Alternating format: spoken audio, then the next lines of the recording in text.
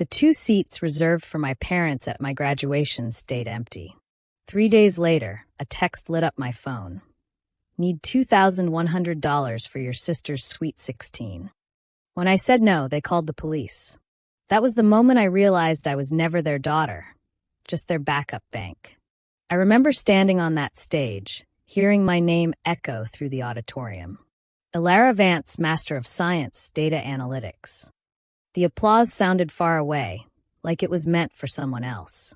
I scanned the crowd, searching for familiar faces, but the section labeled reserved for family was just a pair of empty chairs catching the light. I told myself maybe they got stuck in traffic. Maybe something came up. But deep down, I already knew. After the ceremony, my friends hugged their parents, posed for pictures, laughed about their next steps. I smiled for my own photo, my cheeks stiff, my eyes glassy. That smile was a mask I'd worn for years, proof that I was fine without the love I never received.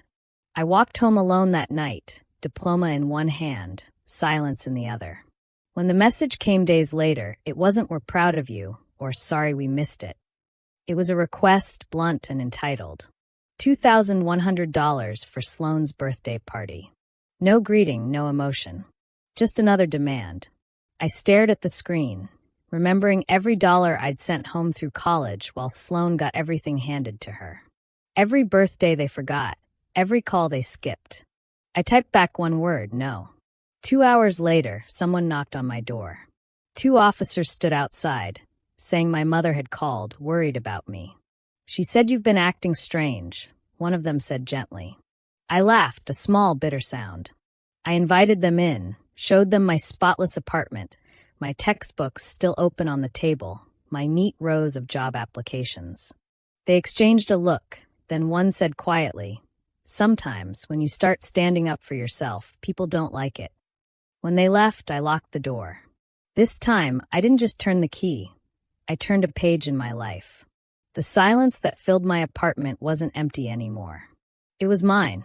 Growing up, I learned early that love in my house always had a price. My mother, Diana, used to say, "Family helps family," but it always meant me helping them. By the time I turned 15, I had 2 part-time jobs, one at a grocery store, the other cleaning offices on weekends. I told myself it was just temporary, that once I got my degree, they'd finally see me as more than a source of money. But even as a teenager, I saw how different life was for my sister, Sloane. She got rides to school, gifts for no reason, and weekends spent shopping with Mom. I got lectures about responsibility and money management. Every time Sloane wanted something expensive, I'd hear my mother sigh and say, "Alara, you're the practical one. You understand." I didn't argue. I just worked more hours. In college, things didn't change. My parents didn't send me care packages or ask how I was holding up. Instead, they'd call when they needed help paying a bill. I used my scholarship money for books and rent, but every spare dollar went back home. I told myself it was love. That's what love was supposed to be, right? Sacrifice. Giving until it hurt.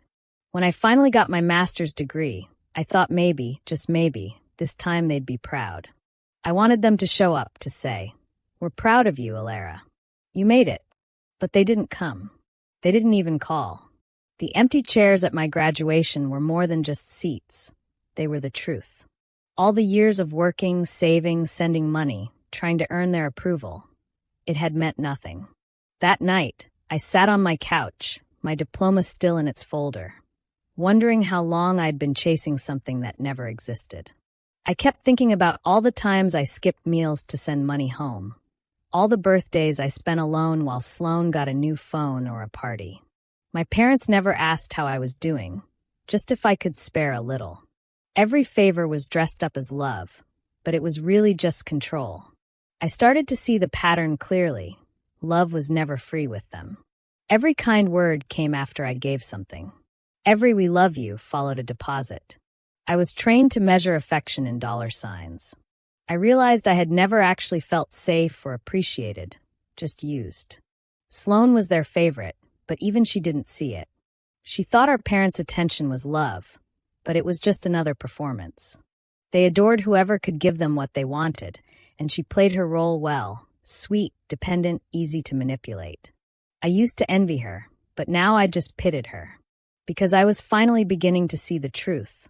What they called family wasn't real love. It was a transaction. And I had been paying the price my whole life. That night, I made a quiet promise to myself. No more loans. No more guilt. No more begging to be seen. I wouldn't buy affection again. The text asking for $2,100 kept flashing on my phone. I read it again and again, as if maybe I'd misunderstood. But I hadn't. They really wanted me to pay for Sloane's birthday party after skipping my graduation. There was no question mark, no please. Not even a greeting. Just another order disguised as a family favor. Something in me finally went still. I wasn't angry anymore. I was done. For the first time in years, I didn't reply right away. I just sat in silence, remembering every time I'd given in. The rent money I sent when they said they were struggling. The phone bill I covered when Mom claimed Sloane needed it for school. The nights I stayed up worrying about their approval while they slept soundly. I had built my whole identity around being useful to them. But this time I felt something shift. I opened my banking app and sent exactly $1. The note read, "Congrats." It wasn't meant to be cruel. It was closure. My last transaction as their obedient daughter. Then I blocked my mother's number. The relief that followed wasn't dramatic, just quiet. Like finally exhaling after holding my breath for too many years. The next morning, I went through my drawers and found the extra house key I'd given my parents years ago. They used to stop by unannounced, pretending it was love, when really it was control. I held the key in my hand, staring at it like it was a tiny piece of metal holding a lifetime of intrusion. I walked straight to the trash can and dropped it in. The sound it made was soft, but it echoed through me like thunder. Then I called a locksmith. He showed up an hour later, friendly and unaware that he was part of a personal revolution. As he worked, I stood near the door, watching him install a heavy new deadbolt. When he turned it for the first time, the sound of the lock clicking shut sent a wave through me I can't explain. It wasn't just a door closing.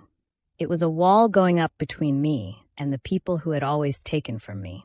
After he left, I sat on the floor by the door for a while, listening to the quiet. It was strange how peaceful it felt, almost foreign. No buzzing phone, no guilt pressing on my chest. I made tea, opened my laptop, and began applying for jobs in cities far away. I didn't know where I'd end up, but I knew I'd never hand anyone else a spare key again, literal or emotional. That night, I lay in bed, feeling something new, freedom. Not the kind people talk about with fireworks and tears, but the kind that hums quietly inside you. I didn't know what would come next, but I finally felt safe. The sound of that deadbolt locking was more than protection. It was the start of my own life. The morning after I changed the lock, I woke up feeling lighter. For the first time, my apartment felt like mine. I brewed coffee, played some music, and thought maybe peace was finally possible. But just as I began to relax, a sharp knock hit the door. It wasn't the kind of knock neighbors used. It was heavier, official. My chest tightened before I even looked through the peephole. 2 police officers stood outside. I opened the door carefully, confused. One of them gave me a polite nod. "Ma'am, are you Alara Vance?" I said yes. The taller one continued. "We got a call from your mother. She said she's worried about your mental health, that you've been acting strangely." For a second, I couldn't even speak. My throat closed up. I had done everything right, worked, studied, built a quiet life, and somehow she still found a way to invade it. She couldn't get in with the spare key, so she used the police. My heart pounded as I realized this was her new way of control. Humiliation dressed as concern. I stepped aside and let them in. My apartment was spotless. The dishes were washed, laundry folded, books neatly stacked. The scent of coffee still hung in the air. I showed them everything calmly, even my fridge filled with groceries and the work emails open on my laptop. The younger officer looked almost embarrassed. "This looks fine, ma'am," he said softly. I smiled weakly, though my hands trembled. "It always has been," I replied. The other officer gave a slow nod. He glanced around, then said quietly, Sometimes when people start standing up for themselves, others panic. His words landed heavier than he knew. They left soon after, apologizing for the intrusion. I closed the door and leaned against it, shaking. The sound of the lock clicking again felt different this time, like a reminder of how fragile peace can be. My mother had turned my choice for independence into something shameful, twisting the story so I looked unstable. She wanted to scare me, make me open that door to her again. Instead, her plan had the opposite effect. The anger that once drained me now gave me strength. I sat down on the couch, my coffee cold, and thought about what just happened. My own mother had used the police to remind me of her power. But she underestimated me. I wasn't that scared girl anymore. I decided that day I wouldn't let her shape the story of who I was. I wouldn't explain myself or beg her to understand. She had crossed a line, and this time I wasn't stepping back. The apartment grew quiet again, and I welcomed it. The world outside kept moving, but inside those walls, I finally knew what safety meant. Her voice, her control, her guilt, all of it stopped at that door. And I swore it always would. That night, sleep wouldn't come. Every sound in my apartment felt louder. The clock ticking, the hum of the fridge, even my own heartbeat. My mother's welfare check had left a bitter taste in my mouth. I kept asking myself why she'd gone that far. I'd changed the locks, blocked her number, done everything to protect my peace. But something still felt wrong, like there was another layer I hadn't seen yet. I opened my laptop, more out of instinct than reason. I wanted to see something factual, something that couldn't lie. I typed in my credit report login and waited as the page loaded. When the results appeared, I froze. 2 new credit cards had been opened under my name just a few weeks earlier. My address wasn't listed, my parents' was. At first, I thought it had to be some kind of mistake.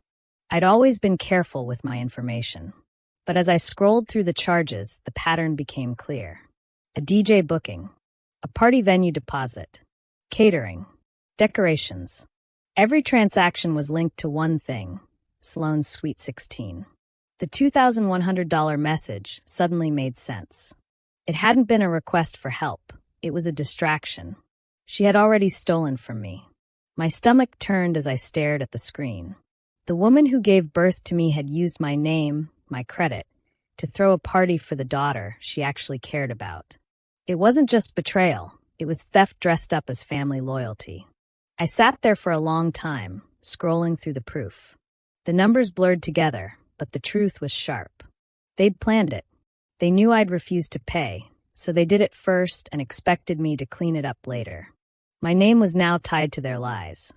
I felt a cold calm wash over me. The kind of calm that comes when anger burns too hot to feel anymore. I printed everything: statements, confirmation emails, transaction logs. I put the papers in a folder and stared at it on my table. My hands didn't shake this time. I wasn't the same person who cried over missed graduations or ignored calls. I was someone with evidence. Someone who finally understood what kind of people I was dealing with. They had crossed from emotional manipulation into a crime, and I was done pretending this was still a family issue. They wanted control, but this time they'd left a trail. A digital one, impossible to erase. I sat back, breathing slowly, the anger settling into focus. Every keystroke my mother made had written her own downfall. I didn't need revenge. I needed justice. And now, for the first time, I had the proof in my hands. The sound of the printer stopped, leaving the apartment in silence again. But this silence wasn't empty. It was waiting. Something inside me shifted. I wasn't their victim anymore. I was the witness, and soon, everyone else would see the truth too. I stared at the folder on my table all morning. Every document inside proved what they had done, but I still needed one more thing: her voice. I wanted to hear my mother admit it, to stop pretending she didn't know what was happening. I knew the law allowed me to record the call without telling her, and that gave me the courage I needed. When I finally dialed her number, my hands didn't shake. The phone rang longer than usual before she answered. Her tone was sweet, fake, the kind she used when she wanted something. "Ilara? So you finally remembered you have a family." I ignored the jab. Mom, I said calmly. I checked my credit report. There are 2 cards in my name with your address. You want to explain that? There was a pause, then a small laugh. Oh, that? You're overreacting. It's just to help build your credit. You know how banks work. We were going to tell you. Her voice was casual, as if she hadn't stolen from me. My stomach tightened, but I kept my tone steady. You used my name for Sloane's party. There are charges for a DJ, decorations, catering. You spent thousands. That's not building credit, that's fraud. She sighed long and dramatic. You make everything sound so serious. It's family money, Alara. We raised you. We've supported you your whole life. What's a few small things in return? That sentence hit harder than I expected. Supported me? I almost laughed, but I let her keep talking. The recorder on my phone captured every word. Mom, I said slowly, you understand this is illegal, right? You took out cards in my name. You lied about my address. You've ruined my credit. Her tone shifted, colder now. You think you're so perfect because you got a degree? Don't forget who made sacrifices for you. Everything we did was for family. You owe us that much. There it was, the truth she'd always hidden behind guilt. She didn't see it as stealing. She saw it as collecting payment. For existing. For leaving. For becoming independent. I let a moment pass before I said, You just admitted it. She didn't reply. The silence stretched, sharp as glass. Then she hung up. I sat there for a while, staring at the phone screen. The recording was clear, her voice calm and certain as she justified everything. No hesitation, no shame. She truly believed she'd done nothing wrong. I saved the file and backed it up twice. That recording wasn't just proof. It was a mirror of who she really was. The woman I'd spent years trying to please was gone, replaced by someone who used love as leverage. For the first time, I didn't cry. I just felt an odd calmness, like closing a door I'd left open too long. The power she had over me was gone. Her voice, once something that controlled me, was now evidence. And soon it would speak for itself. The next morning, I woke up with a strange calm. The recording was saved, the papers were organized, and my decision was final. I wasn't going to hide or argue through messages anymore. I wanted to look her in the eye when I ended this. So I sent one short text. Meet me at the diner near Elm Street. Bring Dad and Sloane. She replied within minutes, acting like she was in charge again. Fine. 6 p.m. When I walked in, they were already there, sitting in a booth like a picture-perfect family. My father gave a nervous smile, my mother looked irritated, and Sloane scrolled on her phone like she was bored. I didn't sit right away. I just looked at them, the people who had turned my name into their game. Then I took a seat across from them and placed a folder on the table. My mother crossed her arms. What's this about, Alara? We don't have all day. I slid the credit report toward her.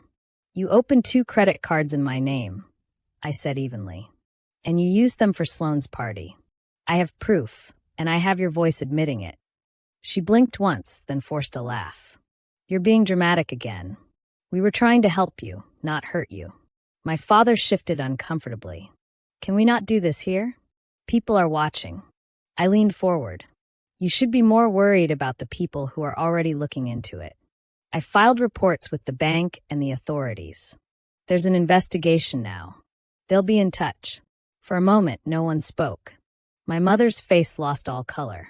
You didn't, she whispered. I did, I said quietly. Because you stopped being my mother when you used my name to steal. Sloane rolled her eyes. It's not a big deal, Alara. Mom said she'd fix it. I looked at her, still so sure the world revolved around her, and just shook my head. You'll understand someday what it's like to be used by people you trust. My father finally spoke, his voice small. You could have talked to us first. I did, I said. You just didn't listen. The waitress came by, asking if we wanted to order, but no one answered. The air felt thick. My mother stared at the folder like it was poison. For the first time, she didn't have a speech ready. No guilt trips, no excuses. Just silence. I stood up, placed some cash on the table, and looked at them one last time. "This isn't revenge," I said softly. "It's consequences." As I walked toward the door, I saw my mother's reflection in the diner window. Her expression wasn't angry anymore. It was fear. The kind of fear that comes when someone realizes they've lost control for good. Outside, the air was cool and steady. I took a deep breath and kept walking. For the first time in my life, I didn't look back. The night of Sloane's big Sweet 16 arrived faster than I expected. My phone buzzed all day with pictures and posts from old neighbors, balloons, fancy lights, and a pink banner that said Sloane's Night to Shine. I didn't comment, didn't scroll, didn't care. I sat in my small apartment with a cup of tea, my laptop open to a quiet screen. Everything I needed had already been set in motion. I didn't plan to ruin the party. That part was out of my hands. I had only given the investigators what they asked for: documents, dates, and the recording of my mother admitting everything. The rest was up to them. Still, when I thought about what was coming, I couldn't deny a part of me felt relief. Not joy, not revenge, just release. While laughter filled the rented hall across town, I stayed home reading a book, trying not to picture it. But I could imagine it too easily.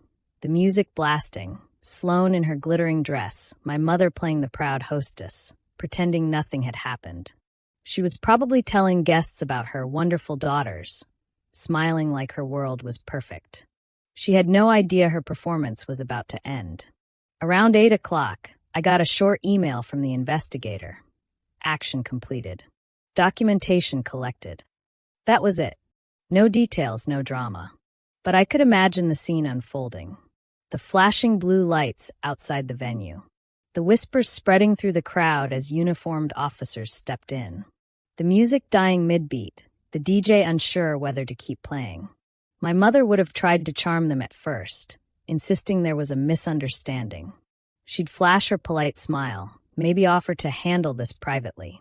But the investigator would show her the papers, the fraudulent cards, the transactions, the evidence with her name tied to my address. There would be no denying it. People she'd spent years impressing would watch as her lies were read out loud. Sloane, standing nearby, would realize the party wasn't about her anymore. Guests would whisper, record on their phones, trade glances. The laughter would fade, replaced by that heavy silence that follows public embarrassment. My mother's mask would finally crack. I sat there in my quiet apartment, staring at the steam rising from my cup. I didn't celebrate. I didn't feel proud. It was more like exhaling after holding in too much pain. She had built her life around appearances, what people thought, what they saw. And now, the truth had found her, in front of everyone she'd ever tried to impress. The city lights outside flickered against my window. I turned off my phone, closed the blinds, and let the quiet settle. Somewhere across town, my mother's world was crumbling in front of strangers, and I didn't need to see it to know. I had finally stepped out of her shadow. That night, I slept deeply for the first time in years. The noise that used to haunt me, the guilt, the fear, the longing, was gone. And in its place, there was only calm. The news spread quickly after the Sweet 16 disaster. By the next morning, people in town were already talking. Photos from the party started appearing online, along with comments asking why the police had shown up. Some said it was about money, others said fraud. No one really knew the full story, but everyone knew my mother's name. The perfect image she had worked so hard to build started to fall apart overnight. The bank contacted her first. The investigation had moved faster than I expected.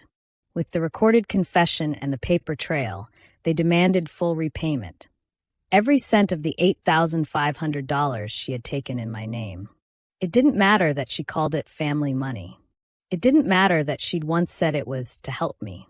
The law didn't care for her excuses. She had to pay it back or face court. I heard most of this through official emails. They didn't need me anymore. My part was done. I had already frozen my credit, changed my passwords, and secured every financial account I had. I wasn't angry anymore, just tired. Tired of chasing answers. Tired of being treated like a problem instead of a person. I finally had my peace, and I wasn't going to let her or anyone else take it again. Meanwhile, the small community we'd once lived in turned against them. My mother couldn't step into a grocery store without someone staring. My father, who had mostly stayed quiet through everything, was caught in the middle. I didn't hate him, but I didn't reach out either. He had watched her do it and said nothing. Silence, to me, was the same as help. Sloane's humiliation was loud and public. Videos from her birthday went viral, people laughing about how the cops came to her party.